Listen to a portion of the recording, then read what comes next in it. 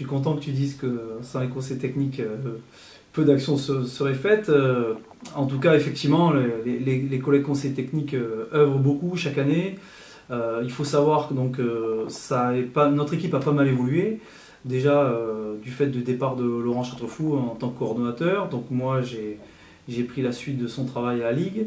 Johan Benech est arrivé au district de Provence. On a également un petit nouveau, Luigi Rena, qui est arrivé dans le district des Alpes. Donc ça fait déjà 3 changements sur une saison, même si c'était en début de saison dernière. Il a fallu quand même un peu de temps pour que tout le monde trouve ses marques et qu'on puisse continuer le travail. Les techniciens travaillent tout au long de l'année. On a généralement un CTD, un conseil technique départemental et un conseil départemental du football animation dans chacun de nos districts. Donc ils sont 10.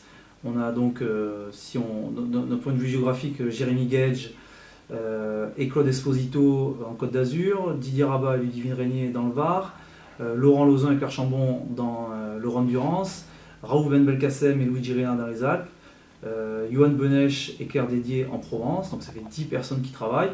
On a au niveau de la Ligue 4 conseillers techniques et un responsable de pôle, donc ça fait une équipe de 15 personnes. Une équipe qui s'entend bien, une équipe qui est assez complémentaire, puisqu'on a un spécialiste des gardiens de but, on a un spécialiste de préparation athlétique, on a un spécialiste de préparation mentale. Donc voilà, ça fonctionne plutôt bien, mais effectivement, il y a eu quelques changements et il va falloir que tout ça, on va trouver plus de stabilité cette saison-là.